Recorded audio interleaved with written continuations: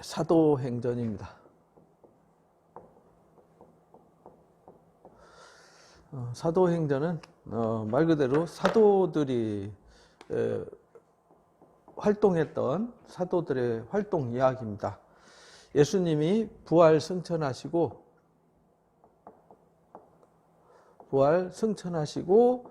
그 이후 얘기죠. 그 이후에 이제 성령이 강림하고 강림 사건 이후 이야기입니다. 그래서 이 사도행전은 앞에서 공부했듯이 누가복음의 후편입니다.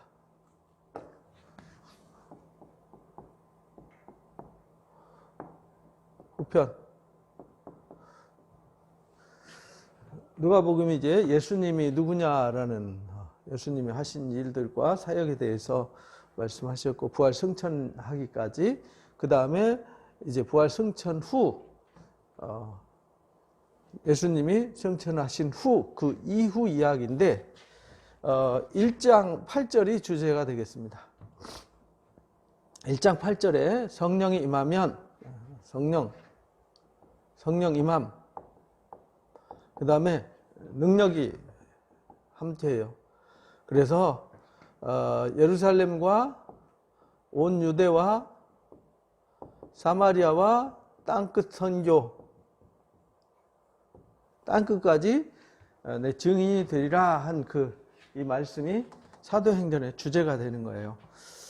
그래서 이제 사도행전이 흘러가는데 여기서 이제 우리가 잘 이해해야 되는 것은 사도행전 1장부터 12장까지 13장부터 28장까지 이렇게 주제가 갈라져요.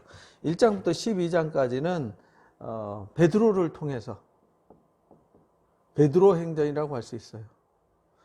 13장부터는 누가 등장하냐면 이제 바울 행전. 물론 이제 성령이 역사하셔서 성령 행전이죠. 똑같이 이들이 성령의 부르심을 받아서 성령이 임하고 능력이 임함으로 이렇게 된 거죠. 그들의 개인의 능력으로 된 것은 아니에요.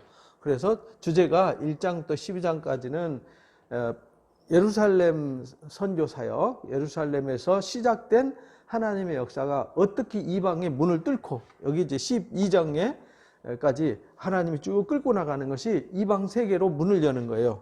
이방의 문 열기. 그리고 열려진 문을 향해서 하나님이 이방 선교를 하는 거죠. 그래서 이방 선교, 이방인의 사도된 바울을 하나님이 준비하셔서 땅끝 선교를 해나가는 이야기를 우리가 알 수 있습니다. 그래서 이 13장부터 28장까지 사도 바울이 1차, 2차, 3차,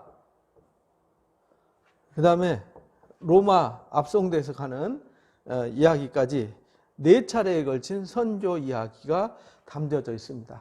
그리고 28장의 마지막에 로마에서 2년 동안 거기서 겨울을 나면서 로마에서 복음을 전합니다.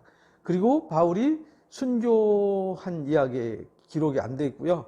바울이 4차 선교라 그러죠. 여기 3차 로마 압송된 후에 이제 4차 선교 여행을 떠나는데 그 4차 선교 여행 떠나는 4차 선교 얘기가 어디에 나오냐면 디모데 전후서 얘기입니다.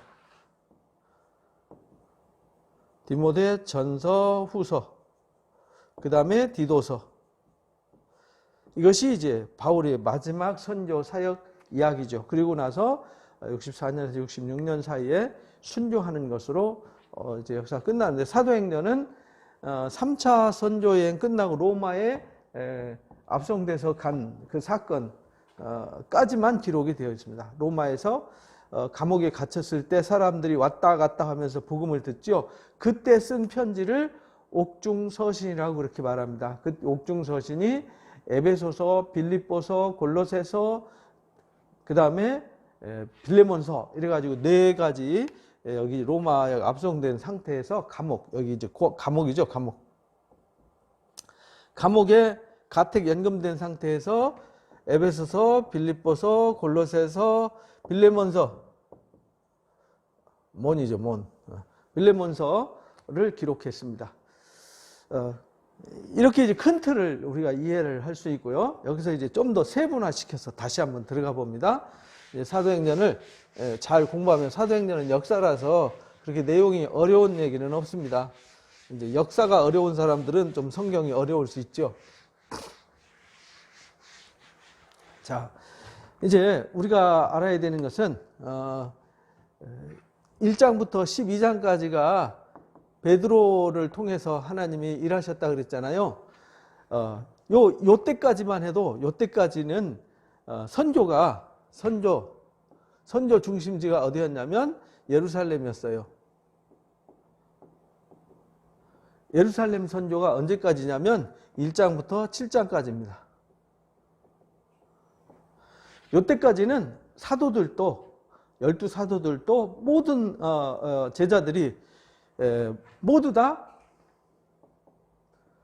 선조는 유대인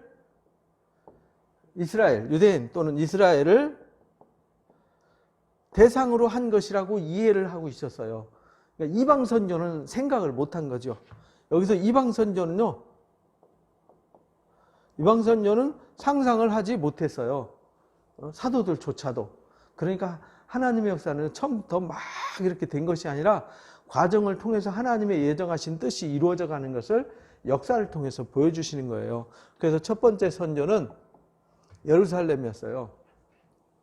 근데 예루살렘에 선교할 때는 우리가 잘 알지만은 1장 8절 말씀처럼 성령이 임하면 이렇게 됐잖아요. 이게 조건이었잖아요. 조건. 그래서 1장에서 사도들이 능력이 임할 때까지 기다려라 이래가지고 베드로가 설교하면서 이제 120명의 성도들을 모으죠. 그리고 가룟 유다가 죽었어요. 그래서 가룟 유다 대신 마띠아를 뽑아가지고 12사도를 세운 후에 40일 동안 제자들과 예수님이 함께 있다가 승천하셨잖아요. 40일. 그리고 승천하시고 오순절 때 예수님이 성령 강림절, 오순절이죠.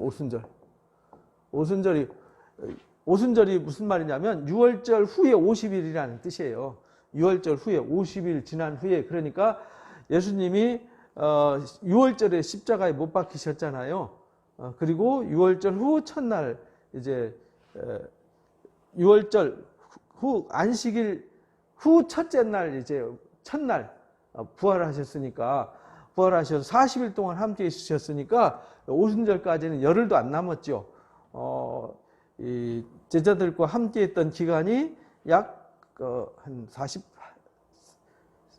40일이라 그러면은 나머지 기간이 한 7일에서 한 8일 정도 되겠죠. 뭐 길게 잡으면 10일. 요 기간 동안에 예루살렘에서 아주 전심을 다해서 기도를 합니다. 기도할 때 2장에서 진짜 성령 강림을 경험하게 되죠. 이때까지는요, 사도들이 예수님 말씀을 들었고 부활을 목격했고 예수님과 40일 동안 부활하신 주님과 동행했고 손으로 만져봤고 확인했는데도 그들이 가슴이 뛰지를 않았어요.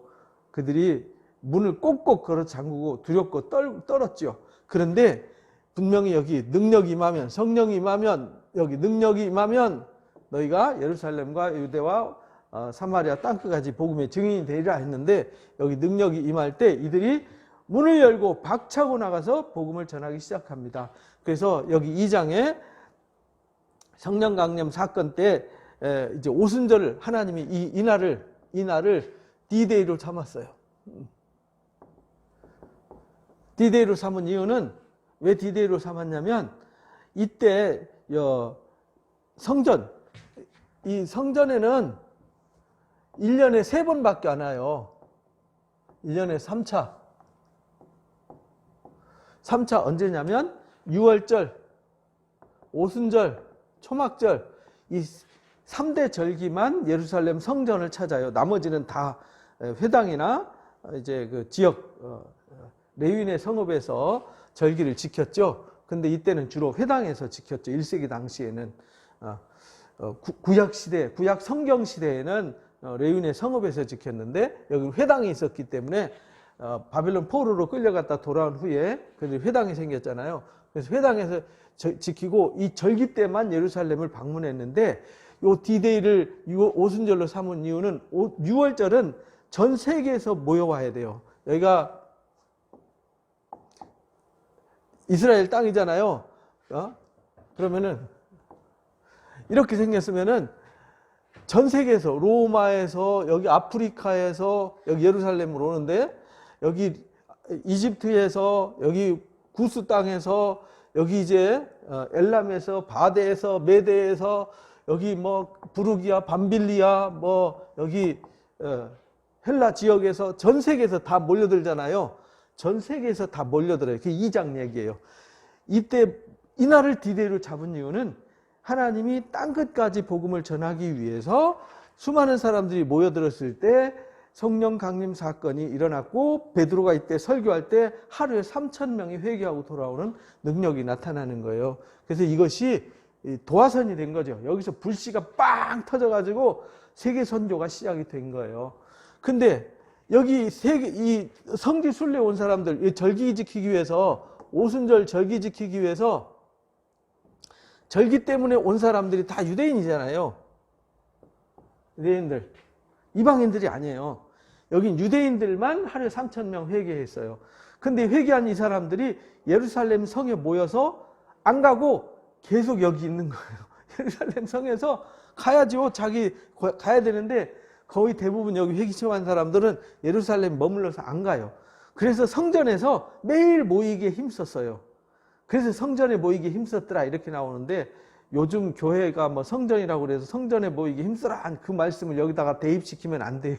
왜냐하면 그때는 오순절 절기 지키려고 전 세계에서 모여들었던 때고요. 이 사람들 모여들었다 안 가니까 먹고 자고 사는 생존 지역을 여기에 이제 잡은 거예요. 이제 주님이 다시 오실 거라는 기대 때문에 여기다가 뿌리 내리고 안 가는 거예요. 그래서 이 사도들도 하루에 3번씩 성전에 들락거리면서 이제 기도를 했던 거죠. 그 상황을 잘 이해를 하셔야 돼요. 그리고는 이제 여기서 이제 예루살렘 선교가 계속 이루어지는 거예요. 근데 2장에 이제 오순절 성령 강림 사건으로 베드로가 나가서 설교해서 3,000명 회개시키고 이제 3장에서 이제 나면서부터 성전 미문에 앉아서 안진뱅이 장애인이었던 사람이 구걸하고 있었잖아요. 나이가 40살 정도 되시는 분이 40살이니까 예루살렘에 성지순례 오는 사람들은 해마다 오니까 누군지 다 알죠. 모르는 사람 없어요. 미문 다 들어가야 되니까. 그러니까 그 사람을 이제 사도들을 통해서 일으켰어요. 베드로가 나는 은과 금은 없지만 나사렛 예수 이름으로 명하노니 일어나 걸으라 해서 그가 걷고 뛰어요. 그 사건이 계기가 돼가지고 예루살렘에 난리가 났죠. 성령 강림 사건으로 난리가 나고 이 안진뱅이 일어나는 사건 때문에 난리가 나가지고 사도들이 핍박을 시작해요. 사도들을 핍박을 받기 시작해요. 대제사장들과 이 지도자들이 이들을 불러다 놓고 복음을 전하지 못하도록 감옥에 가두고 핍박을 합니다. 그것이 이제 4장 얘기죠. 그런데 하나님이 거기서 빼내셔서 또 복음을 전하게 하죠. 그러다가 이제 5장의 아나니와 삽비라 사건을 통해서 이 성령의 역사가 예루살렘에서 아주 강력하게 역사한다는 것을 보여주셨어요. 그리고는 이제 사람이 막 3,000명, 5,000명 막 늘어나기 시작하니까 이제 문제가 생기기 시작해요. 왜냐하면 이 동네에서 등장한 유대 땅에 있는 이 토종 이 사람들을 이제 히브리파 이렇게 말해요.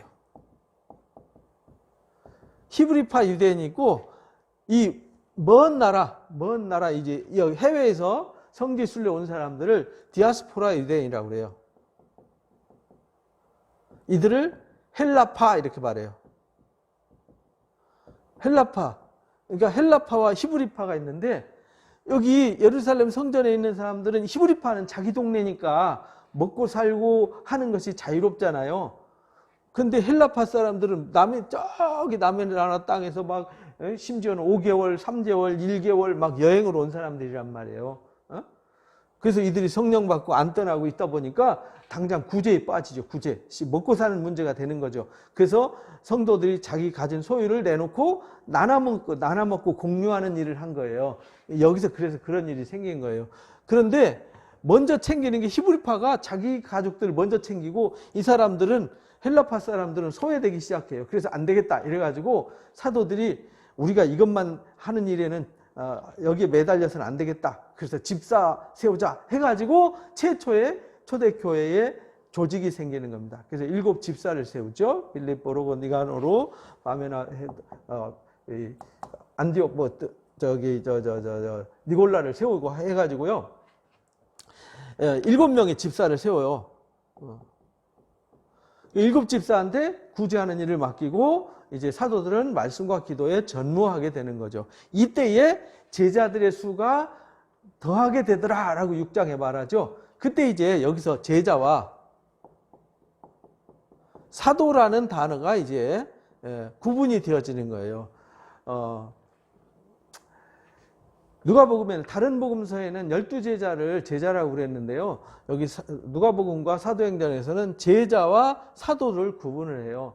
이 사도는 12사도를 12제자를 사도라고 구분했고요. 이 사도들을 통해서 복음 들은 모든 사람들을 제자라고 구분을 했어요. 예수님으로부터 가르침받고 사도들이 가르침받는 사람들은 다 제자였어요. 제자의 수가 많아지더라 이렇게 말해요. 그래서 이렇게 사도행전에서 제자와 사도들을 구분을 했습니다. 그리고 나서 이제 빌립 집사가 이 복음을 전하는 얘기가 나오죠. 복음을 전하는 사도행전 7장에 빌립의 스데반 집사의 설교 이야기가 나옵니다.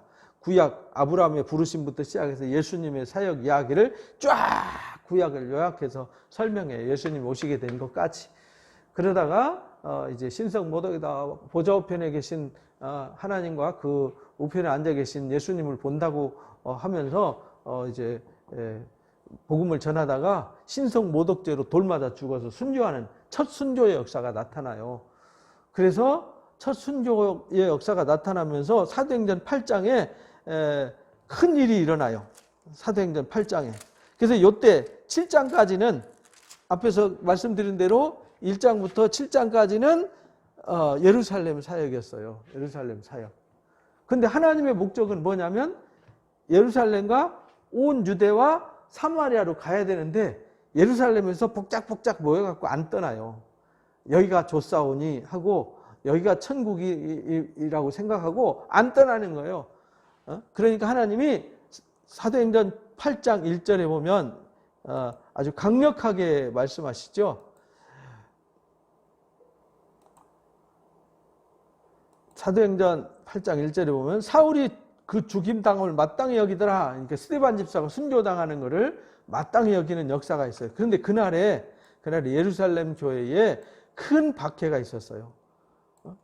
스데반 집사의 순교와 함께 예루살렘에 이 복음을 따르던 사도들 공동체가요 엄청난 핍박을 받아요. 그래가지고 사도 외에는 1절에 그렇게 나오죠. 유대와 사마리아 모든 땅으로 흩어지니라. 그래서 선교가 여기서 이제 모두 이제 7장까지는요. 여기는 유대인들에게만 복음이 전해진다고 생각했는데 8장에서 다 흩어져요. 흩어짐. 여기 사도들 12사도 빼고 12사도 외에 다 흩어져요. 하나님이 안 떠나니까 땅 끝까지 예루살렘에서 이제 어디로 가냐면 유대로 가야 되는데 온 유대, 사마리아 가야 되는데 1번, 여기 2번 가야 되는데 안 가잖아요. 그러니까 투디러 가지고 사방으로 다 흩어버렸어요. 그래서 여기 이제 빌립 집사가 8장에서 빌립이 이 유대와 사마리아 선교를 하게 돼요. 유대와 사마리아 지방 선교를 하게 됩니다. 그리고는 9장에 하나님께서 이방 선교를 위해서 누구를 준비하냐면 사울이라는 청년을 아주 열정이 뛰어나고 학문에 대단한 재능이 있고 대단한 학자인 이 사울을 준비시켜요. 그래서 7장에 스데반 집사가 죽을 때 증인 섰던 사람이잖아요. 근데 이 사람이 8장 3절에 보면 사울이 교회를 잔멸했다 이렇게 말해요.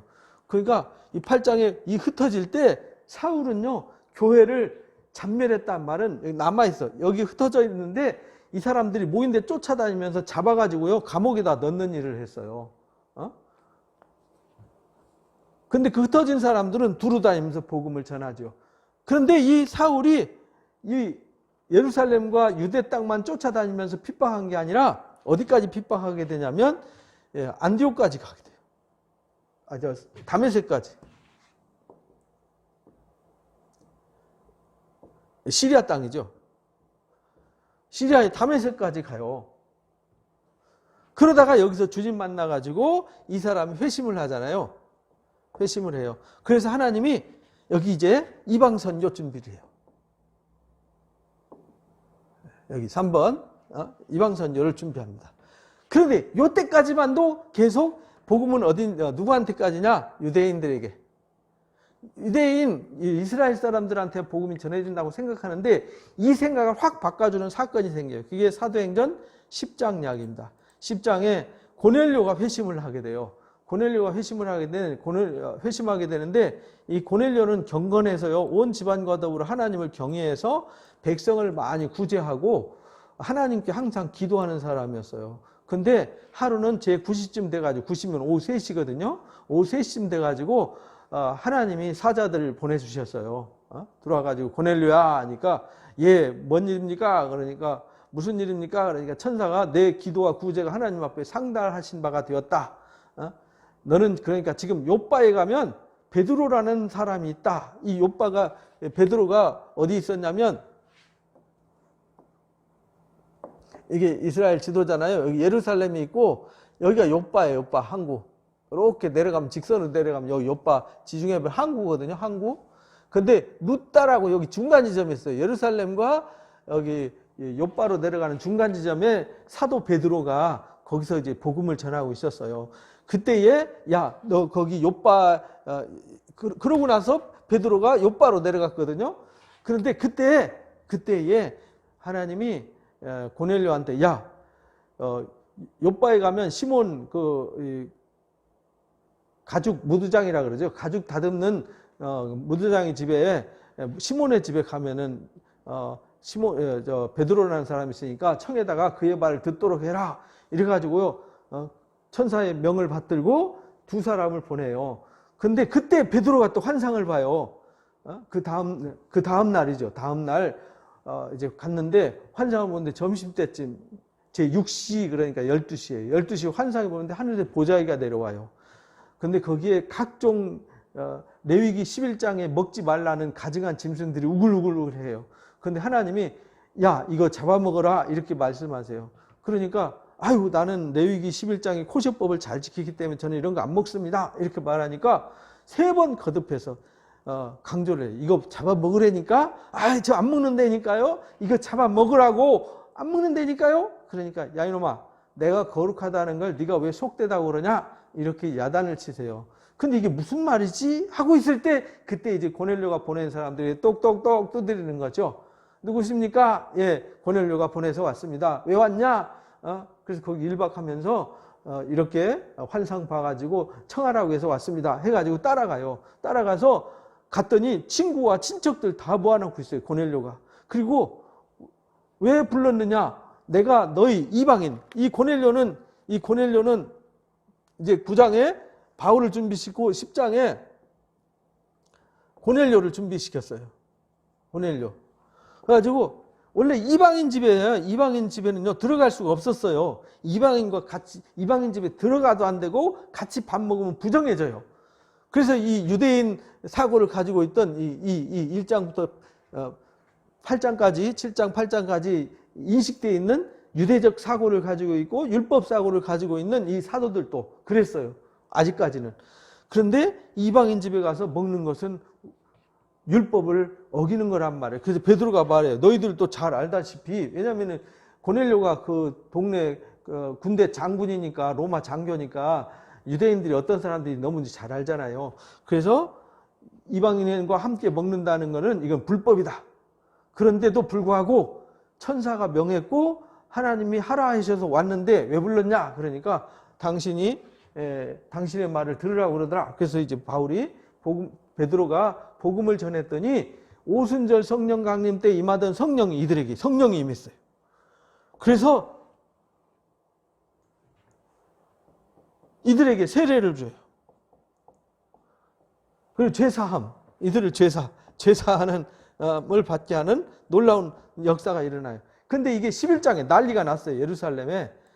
베드로가 이방인들과 함께 가서 하나님 말씀 받았는데 이 사람들이 할례자들이 막 비난하는 거예요. 이방인 집에 가가지고 부정해졌다고 여기 그리스도인들이 유대인 그리스도인들이 힐난하고 막 이때는 유대인 그리스도인밖에 없었으니까 모든 사람들이 다 힐난하고 난리가 났어요. 그때 베드로가 설명합니다. 야, 나는 내가 한 게 아니야. 나는 하나님이 계시를 줘가지고 이게 뭔지 했는데 고넬료가 천사의 명을 받아서 청하라고 해서 이 복음을 들으라고 해서 복음 전했더니 그들에게 우리가 똑같이 성령 임하더라. 내가 한 일 아닌데 왜 나를 힐난하냐? 그러니까 사람들이 아무 말도 못했어요. 이때부터 하나님이 11장 18절에 그렇게 말해요. 이 말을 듣고 잠잠하여 하나님께 영광 돌려 이르되 그러면 하나님께서 이방인에게도 생명을 얻는 회개를 주셨도다 해가지고 11장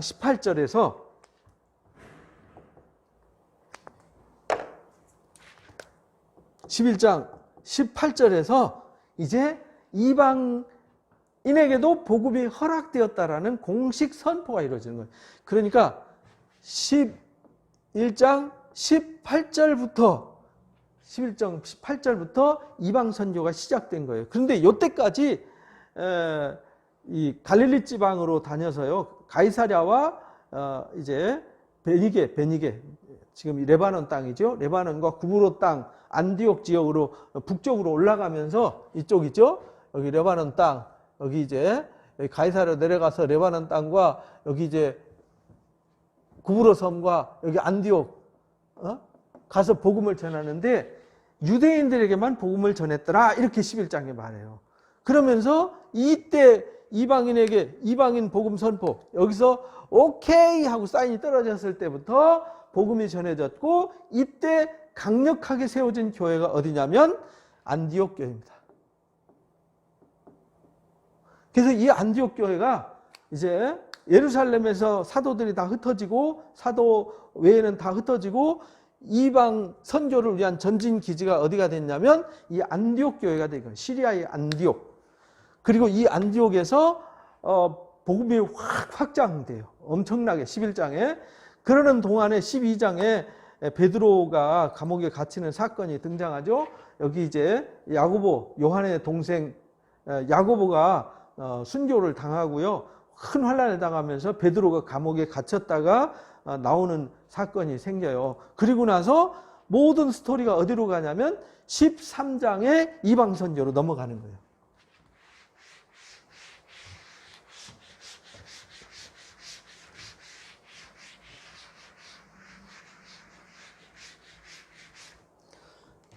그래서요, 13장으로, 그래서 13장에, 하나님 잘 보세요.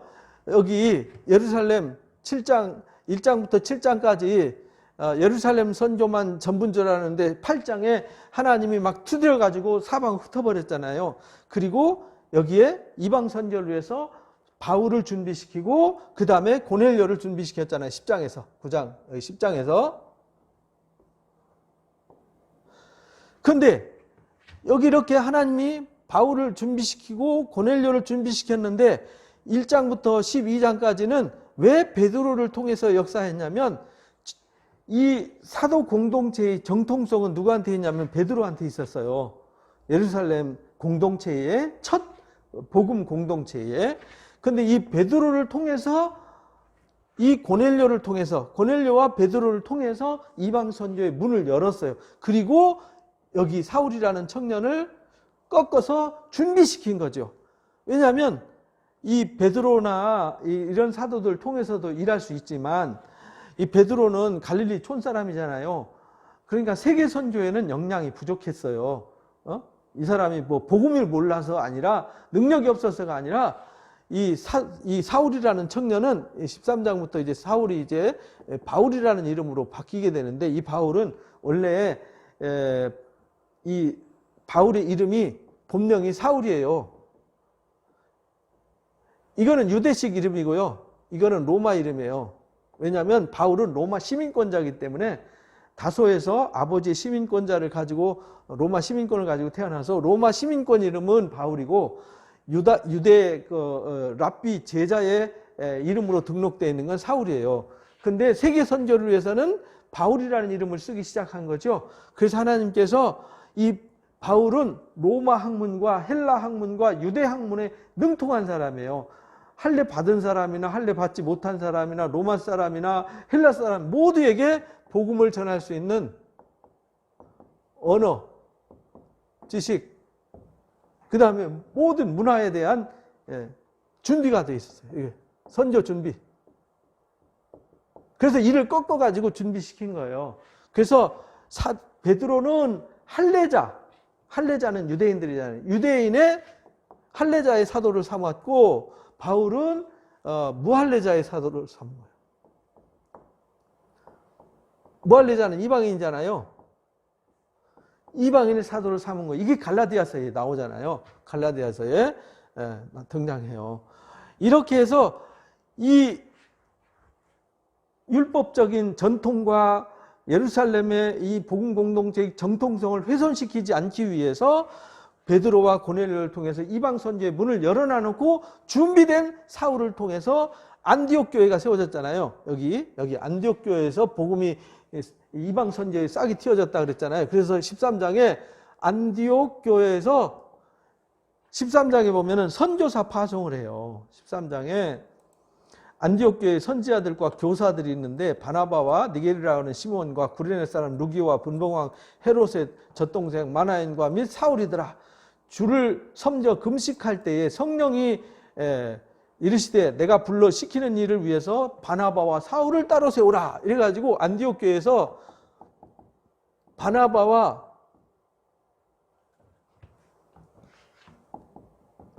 사울을 따로 세워가지고 선교사로 파송하는 거예요. 안수해가지고. 그래서 옛날부터 선교사나 목사를 세워서 복음 전하는 자들은요, 안수해가지고 파송해서 보냈어요.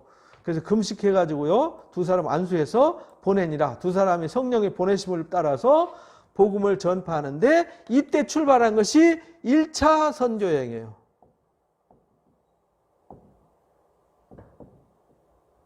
1차 선교여행이 사도행전 13장, 14장 얘기입니다. 13장, 14장을 통해서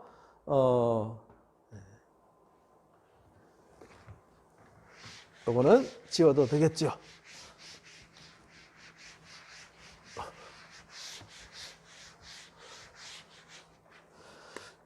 이제 세계 선교를 떠나는데,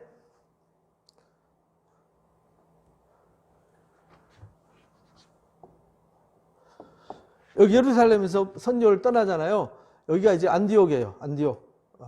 안디옥 교회에서 구브로로 섬을 통해서 여기 이제 비시디아의 안디옥. 여기도 안디옥이고요. 여기도 안디옥이에요. 근데 여기는 비시디아의 안디옥이고 여기는 시리아의 안디옥이에요. 이 안티오쿠스라고 하는 황제 이름을 따서 지은 도시예요. 똑같이. 근데 여기 구브로 섬으로 선교를 떠나요. 바나바와 바울이 마가 요한을 데리고 떠나죠. 그래서 여기로 가서 비시디아 안디옥과 그다음 이고니온과 루스드라와 더베를 한 바퀴 이렇게 돌아서 다시 턴해가지고 안디옥으로 돌아오는 코스가 13장, 14장에 나오는 1차 선교 이야기입니다. 그러니까 하나님이 성령으로 어떻게 일하시는지를 보여준 거예요. 그런데 1차 선교여행 갔다 오니까 문제가 생겼어요. 무슨 문제냐면 유대인 그리스도인들과 이방인 그리스도인들 사이에 문제가 생겼어요. 왜냐하면 유대인들은 할례 받아야 되고 구약의 율법의 전통을 다 지켜야 된다 이렇게 강조하고요. 할례도 받아야 되고 구약의 성결법 다 지켜야 된다. 근데 이방인 그리스도인들을 향한 바울의 가르침은 아니다. 그냥 예수 믿으면 다 구원받는 거다. 이래가지고 전쟁이 일어났어요. 난리가 났어요. 그 얘기가 15장 얘기예요. 그래서 여기서 다툼과 변론이 일어났다. 이게 2절에 보면 그렇게 나와요. 바울과 바나바와 그들 사이에 적지 않다는 말은 큰 다툼과 변론이 일어났더라. 형제들 사이 문제를 해결하기 위해서요, 예루살렘 총회로 보냅니다. 예루살렘 총회에서 의결을 해요. 4가지만 지키게 하자.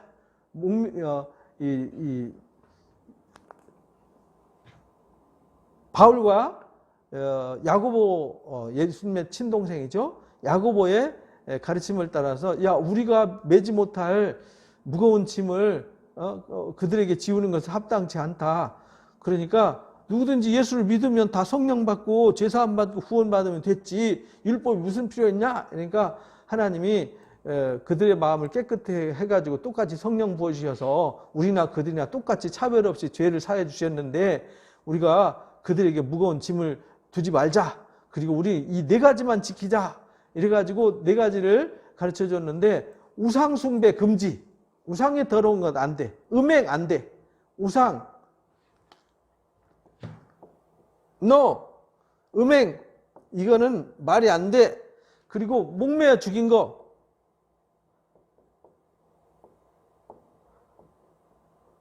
안 돼. 그 다음에 피 먹으면 안 돼. 이 4가지 1번, 2번, 3번, 4번 4가지만 주의를 시키자. 이래가지고 편지를 써서 2증인을 보내요. 항상 2증인이 있어야 법적으로 효력이 있거든요. 그래서 유다와 실라라고 하는 2 제자를 파송해서 안디옥 교회로 파송하는 거죠. 그래서 이제 안디옥 교회에서 이제 2번째 선교 여행 떠날 때는 이 문제가 해결됐어요. 이 문제 해결돼서 이제 이방인들이 좀 자유로워졌어요. 이제 할례 문제 걸림돌이 없어졌어요. 뭐 안식일 준순이 뭐 까다로운 모든 장로들의 유전과 전통 안 지켜도 돼요. 4가지만 금하면은 다 예수 믿으면 거룩해지고 깨끗해져요. 예수 믿고 회개하고 제사함 받으면은 다 구원을 받도록 이제 아주 단순화시켰어요. 그래가지고 이방 선교를 적극적으로 떠나가는 거죠. 그래서 2번째 선교 여행을 떠나는데 15장에 바나바와 바울이 같이 가려고 했는데 처음에 마가가 여기 갔다가 여기서 유턴해가지고 돌아왔어요. 그래가지고 바울은 안 돼. 그 친구는 데리고 가면 어차피 가다가 어려운 일이 있으면 또 도망 올 텐데 안 돼. 이래가지고 안 데리고 가려고 그러는데 바나바는 꼭 데리고 가려고 그래요. 왜냐하면 바나바의 조카였거든요. 마가 요한이. 마가복음 쓴 마가예요. 그래서 바울은 실라를 동원하고 바나바는 마가를 데리고 바나바는 구브로로 갔고요. 그리고는 소식이 없어요. 왜? 이 사도행전을 쓴 사람은 이방 선교가 목적이었고요. 그 다음에 이 복음을 함께 다니면서 전한 사람이 누가였거든요. 그래서 이 바울을 중심으로 쓴다 그랬어요. 13장부터 바울 선교 이야기를 쓴 거예요. 바울 행전이라고 그랬잖아요.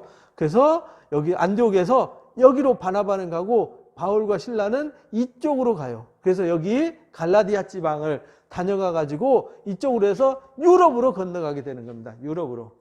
그래서 16장에 유럽 선교가 시작되는 거예요. 첫 유럽 선교. 거기가 어디냐? 빌립보죠. 여기 루스드라 여기 왔을 때 첫 얻은 제자가 있는데 그게 누구냐면 디모데입니다. 디모데와 여기서 누가 합류하냐면 누가가 합류를 하게 되는 겁니다. 그래서 이 단어가 3인칭이었다가 1인칭으로 바뀌는 이유가 그래서 그런 거예요. 누가가 이제 합류를 하게 되는 거죠. 디모데가 합류를 하고, 그래서 이 2 사람은 바울이 순교할 때까지 끝까지 함께했던 아주 훌륭한 제자들이었죠. 그래서 유럽으로 건너가서 마케도니아 지방에 첫 교회가 세워지는데 거기가 어디냐면 빌립보 교회입니다. 여기가 2차 선교예요. 바울과 실라 일행이 이제 2차 선교를 떠납니다. 그래서 2차 선교에서 여기 빌립보 선교를 하고요. 그 다음에 데살로니가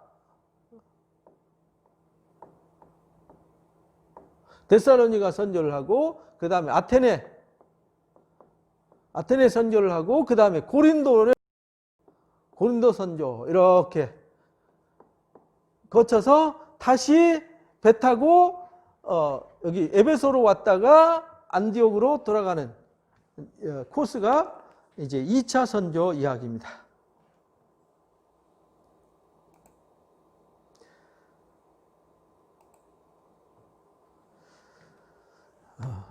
여기 이제 가이사르로 돌아와서 부조 헌금 내고 여기로 돌아가는 거죠.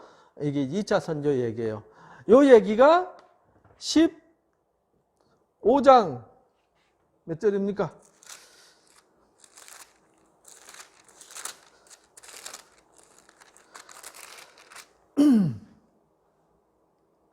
39절, 15장 39절부터 18장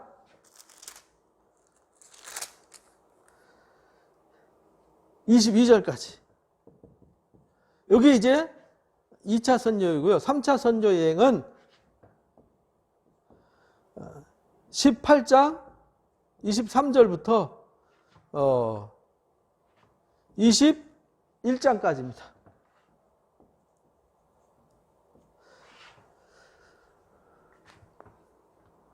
그래서 이제 바울이 이제 3차 선교 여행을 떠나는 거죠. 그래서 3차 선교 여행 떠날 때 여기 안디옥으로 다시 돌아왔다가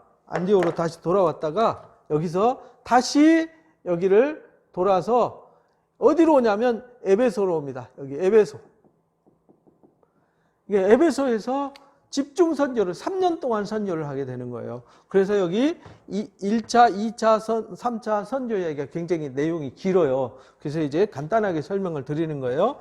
1차에는 이제 선교의 문제점을 해결했고, 2차 선교 때에는 유럽의 관문을 뚫었어요. 여기 빌립보에 갔더니 성령이, 원래는 바울이 이쪽, 여기 흑해가 이쪽이거든요. 흑해 연안으로 해서 이쪽으로 돌아서 안디옥으로 돌아오려고 코스를 이렇게 잡았는데 성령이 이리 가는 걸 허락지 않더라. 예수의 허락지 않더라. 그래서 무시아를 지나서 드로아로 가가지고 이 배 타고 건너가서 니아폴리를 거쳐서 빌립보에 이르게 돼요. 이 빌립보에서 루디아라고 하는 여인을 만나서 첫 교회가 세워지고, 귀신 들린 아이 하나 내쫓음으로 그 사건 때문에 감옥에 갇히게 되고, 그래서 감옥에 갇혀서 매맞으면서 이제 거기서 기도했더니 옥문이 막 지진으로 흔들려 가지고 무너질 때 하나님이 그 간수를 구원해 주시죠. 그래가지고 그 간수의 집안을 구원하고, 또 이 귀신 들린 아이를 구원하고, 루디아 여인을 구원하고, 그래서 여기 첫 교회가 세워져요. 근데 이 교회가 아주 대단히 사랑받는 교회로 등장하죠. 바울의 선교에 처음부터 끝까지 선교 후원을 하는 후원교회예요. 바울의 선교 헌금을 최초로 보내주고 도와줬던 선교하는 교회.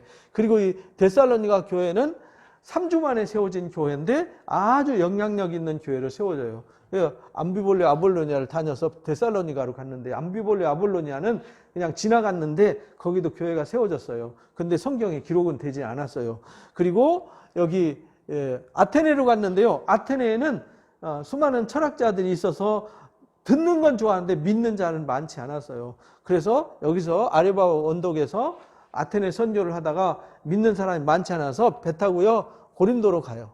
그래서 고린도 선교를 하는데, 이 고린도 선교 얘기가 18장 얘기잖아요. 여기서 이제 누구를 만나냐면 브리스길라와 아굴라를 만나게 되는 거예요.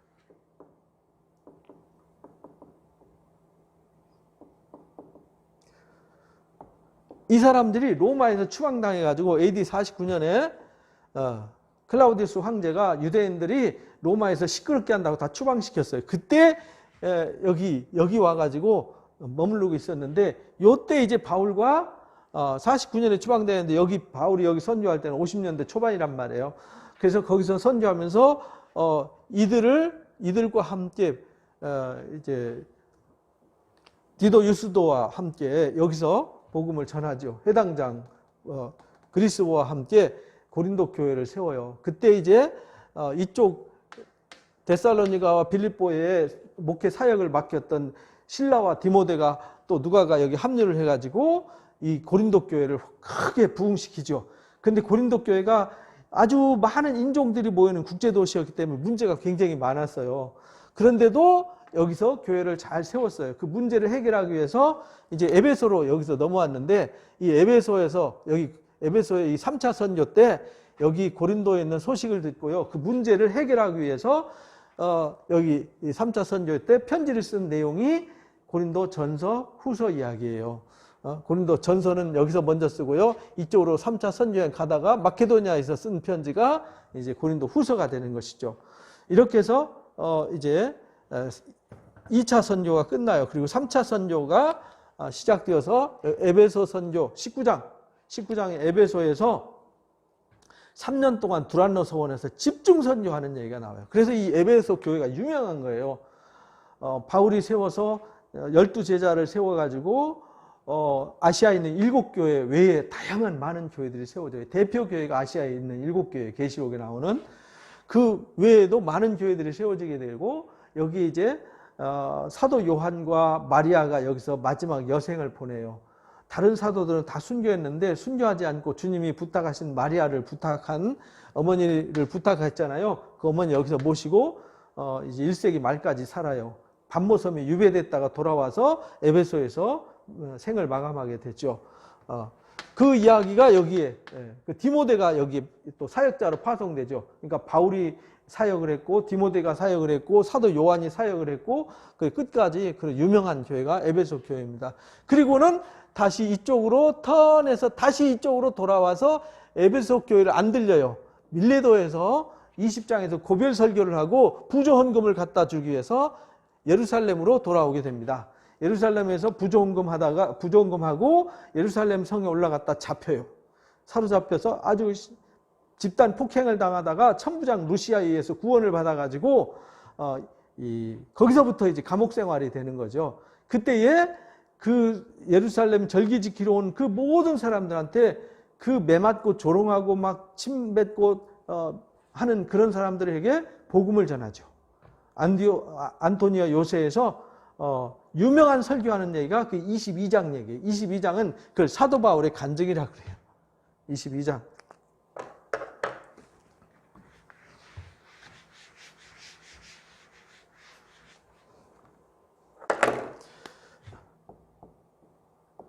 (22장이) 이제 사도 바울이 간증을 해요. 예수님을 만나기 전 만나게 된 사건, 만나서 변화된 사건, 그래서 본인이 하는 사역을 소개를 해요. 그게 간증이에요. 간증이라는 건 아무렇게나 하는 게 아니고요. 바울이 샘플로 보여줬어요. 그리고 그 다음에 이 천부장 루시아가 이제 바울이 왜 잡혔는지 이유를 알아보기 위해서 산헤드린 공회원들을 다 집합시킵니다. 그리고 그 공회 앞에서 바울이 변증하는 사건이 23장 이야기입니다. 23장 변증을 하고 24장에 변증을 했는데 바울을 죽이지 않고는 먹지도 않고 이들 가만 놔두지 않겠다고 아주 작심한 사람들이 생겼어요. 바울을 죽이기로 23장에서. 그래서 이 바울을 죽이면 큰일이잖아요. 왜냐하면 이 천부장 루시아가 잡고 보니까 로마 시민이었어요. 막 때리려고 징계를 하려고 보니까 로마 시민이었어요.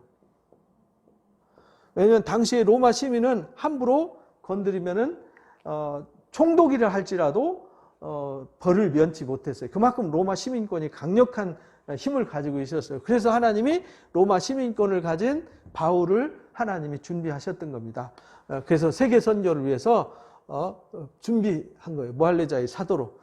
그래서 이 로마 시민권자인 바울을 보호해서 어디로 가냐면 가이사랴 여기 다 지워버렸네 지도. 여기 해변가에 가이사랴 총독 항구가 있어요. 거기에 총독 관저가 있거든요.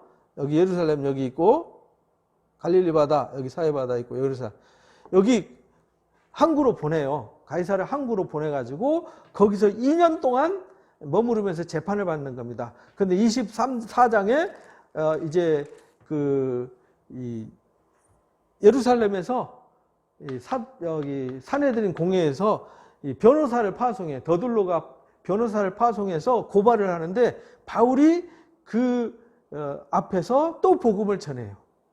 복음을 전하는 얘기가 나옵니다. 그래서 그때 당시에 총독이 누구였냐면 벨릭스 총독이었어요. 벨릭스 총독과 그 공회원들 앞에서 복음을 전합니다. 그리고는 이제 이 벨릭스가 이제 퇴장하고 베스토 총독이 등장하죠. 베스토 총독이 부임하니까요, 유대인들한테 잘 보이려고 자꾸 예루살렘을 끌고 와서 재판받게 하려고 하니까 나 안 돼, 나 로마 황제한테 항소하노라. 이래가 로마 황제한테 항소해요. 그때에 아그리빠 왕이 둘 등장하죠. 12장에 아그리빠가 등장하고 여기 26장에 아그리빠가 등장하는데 25장이요. 25장이죠. 여기 아그리빠는 아그리빠 1세. 아그리빠 1세고요. 여기는 아그리빠 2세예요. 이 1세의 아들이죠. 이때 12장에서 죽잖아요. 여긴 죽었어요. 벌레 먹어서 이제 하나님 앞에 교만 떨다가 죽어요. 그리고 그 아들이 세워져서 그 아들이 여기 와서 재판에 이 바울이라는 사람을 만나고 싶은 거예요. 그래서 그 앞에서 복음을 변증하는 얘기를 하죠. 또 복음을 전해요. 그래서 26장, 여기 22장에 간증이라고 그랬잖아요. 26장에 또 간증을 해요. 여기. 어떻게 바울이 예수님 만났고 예수 믿게 되었는지 이유를 설명하고, 아그리빠 왕 당신도 나처럼 예수 믿었으면 좋겠다 하고, 바울은요 군중 앞에 세워지든 공회 앞에 세워지든 총독 앞에 세워지든 재판장 앞에 세워지든 왕 앞에 세워지든 항상 복음을 전했어요. 그래서 하나님께서 사도들을 통해서 땅끝까지 복음이 어떻게 전해졌는지를 스토리를 전개해 나가는 겁니다. 그리고 나서 이제 아그리빠한테 이 사람 죄 없는데 왜 로마 황제한테 항소했지? 놔둬도 되는데. 근데 바울은 여기 있으면은요 돌 맞아 죽거나 문제가 생겨요. 그래서 로마 황제한테 항소하면서 그것을 핑계로 로마까지 가려고 한 거예요. 이들과 국민과 그 민족과 싸우려고 한 게 아니라. 그래서 27장에 배 타고 죄수들 타는 배 타고 가다가 자, 여기 지도 요거 이제 복잡하니까 좀 지우고요. 여기서 배 타고 여기 터키 땅이죠. 여기 구브로 섬 있고요. 여기를 거쳐서 여기 크레테 섬이 있어요. 크레테 섬으로 원래 지중해 여기로 이렇게 가로 못 질러가요. 옛날에 배는 요즘 배처럼 좋은 배가 아니기 때문에 여기 광풍이 일면은요 다 죽어요. 그래서 이쪽으로 해변가로 이렇게 해서 크레테 섬 거쳐서 이 겨울을 지난 뒤에, 겨울에는 지금도 여기 배가 안 뜹니다. 그만큼 풍랑이 심해요. 겨울 지난 뒤에 로마로 가려고 했는데 여기에 작은 섬에 있다가 여기 좋은 항구로 가려고 이렇게 잔재주 부리다가 바울의 말 안 듣고 잔재주 선주하고 이 선장이 잔머리 굴리다가 여기서 유라굴로라는 광풍을 만나가지고 14일 동안 지중해에서 떠돌아다니다가 여기 멜리데 섬에 표류를 하게 된 이야기가 27장 얘기입니다. 그리고 거기서 멜리데 섬에서 하나님이 그 독사 물려서 죽을 뻔한 사건과 그 추장 열병을 고쳐주는 사건으로 멜리데 섬 사람들을 통째로 다 구원하고요. 이 죄수들을 여기서 이 배에 탔던 모든 사람들을, 군인들과 모든 사람들을 다 전도해요. 그래서 이들을 배 탔던 죄인들과 이 선원들을 다 구원하고 멜리데 섬 사람들을 구원하고 그 다음에 로마에 압송되어서 로마에 도착해가지고 가택 연금 상태에서 많은 사람들이 와서 복음을 듣고 예수를 믿게 되는 겁니다. 그때에 아까 말씀드린 대로 감옥에서 쓴 편지, 에베소, 빌립보서, 골로새서, 빌레몬서를 쓰고 온 시위대에게 복음이 전해졌더라라는 빌립보서의 얘기가 그래서 나오는 겁니다. 거기 가만히 앉아 있는데 이 로마 황제 시위대들이 거기에 보초를 섰어요. 로마 황제 시위대들이. 근데 당번제로 하루에 두세 번씩 바꾸잖아요. 계속 바뀌면서 야 거기 왜 거기 가 있어? 아니 바울이라는 이상한 사람 왔는데 말이야 그 사람 뭐 예수 믿으라고 그러는데 예수 믿으면 구원받는데 하면서 막 복음을 전하잖아요. 이 시위대들이 나가서 소문을 냈어요. 로마에 소문을 내가지고 사람들이 몰려들게 만든 계기가 된 거죠. 그래서 수많은 사람들이 몰려들었고 거기서 믿는 사람도 있고 믿지 않는 사람도 있더라. 그래서 2년 동안 겨울을 지내면서 거기서 복음을 전했더라. 이것이 사도행전 28장 이야기입니다. 그리고 그 이후 이야기는 사도행전 오늘까지 29장을 우리가 써가는 것이죠. 그래서 사도행전은 이렇게 아주 굉장히 광범위하고 긴 사도들의 역사 이야기, 신약 성경의 핵심 역사 이야기입니다. 이 사도행전을 모르면 뒤에 로마서 이야기나 고린도서 이야기, 갈라디아서 이야기, 에베소서, 빌립보서, 골로새서 이야기, 그 다음에 데살로니가 전후서 이야기, 디모데 전후서 이야기 이런 걸 이해하기가 어려워요. 바울 서신을 이해하려면은 반드시 이 사도행전을 이해하고 사도행전의 역사를 바르게 이해를 해야 된다. 그러면요, 이 사도행전 전체의 흐름을 우리가 알 수 있다라는 것을 여러분들이 아시고 사도행전을 여러분들이 열심히 읽으시고 사도행전을 통해서 하나님께서 어떻게 준비하시고 어떻게 일하시고 어떻게 땅끝까지 나가게 하시는가. 그건 우리가 하지 않아도 하나님은 하나님 당신의 영광을 위해서 스스로 일하신다라고 우리가 이사야서나 예레미야서 배웠듯이 하나님께서 하나님의 선조는요 하나님이 하시는 거예요. 그러니까 우리는 그 여기에 동참하고 순종하기만 하면 되는 것입니다. 그래서 오늘 우리가 이렇게 복음을 듣고 우리도 이 복음을 또 나누고 전하는 사람들이 되어야 하는 것이죠. 그러니까 이때 당시에 1세기 당시에는 유대인들에만 복음 전해진다고 생각했는데 그 패러다임을 확 바꾼 사건이 고넬료 사건이에요. 고넬료 사건이 굉장히 중요합니다. 그리고 사도 바울을 통해서 세계 선교를 하면서 율법의 전통을 구약에 있는 전통을 이제 신약의 새로운 복음적 관점에서 새로운 전통을 만들어냈다라는 이 놀라운 관점, 이거를 우리가 또 깊이 깨닫고요. 그래서 고린도전서에 나오는 이 십자가의 도를 바울이 전하고 이 십자가의 복음을 전하지 않으면 저주를 받는다라는 아주 두렵고 강력한 메시지를 전했다라는 거, 이걸 여러분들이 잘 이해하시고 복음으로 무장하시기를 주님의 이름으로 축복합니다. 감사합니다.